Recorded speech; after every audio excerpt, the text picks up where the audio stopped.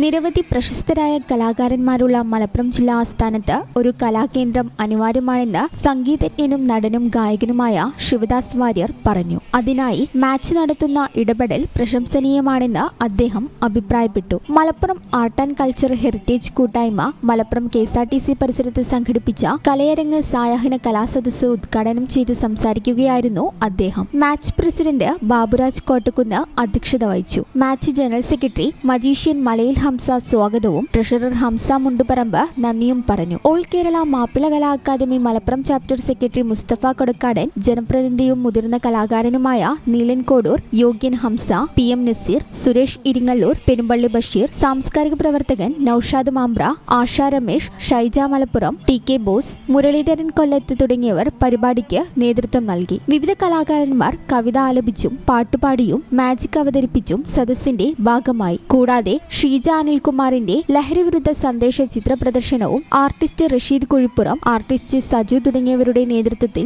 ചിത്രം വരെയും സദസ്സിന്റെ ഭാഗമായി നടന്നു. കലാകാരക്ഷേമ പെൻഷൻ കാലാനുസൃതമായി വർദ്ധിപ്പിക്കുക, കലാകാരക്ഷേമ പെൻഷൻ പ്രായപരിധി ഒരിക്കൽ കൂടി ഒഴിവാക്കുക, കലാകാര ഇൻഷുറൻസ് പരിരക്ഷാ കാർഡ് എല്ലാ വിഭാഗം കലാകാരന്മാരിലേക്കും എത്തിക്കുക തുടങ്ങിയ ആവശ്യങ്ങൾ ഉന്നയിച്ച് കേരള സാംസ്കാരിക വകുപ്പിന് കൈമാറാൻ തയ്യാറാക്കിയ നിവേദനത്തിലേക്കുള്ള കലാകാരന്മാരുടെ ഒപ്പുശേഖരണവും നടന്നു.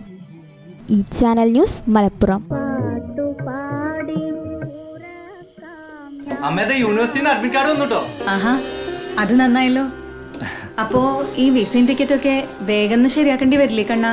വേണം. കാശ് എത്ര വേണ്ടി വരുടാ? ഒരു 4-5 ലക്ഷം എന്തായാലും വേണ്ടി വരും. എത്ര ദിവസം കിട്ടും നമുക്ക്? 20-25 ദിവസം. അമ്മ, ഞാനെന്താ മറുപടി അയക്കണ്ടേ? നീ ഓക്കെ പറഞ്ഞു.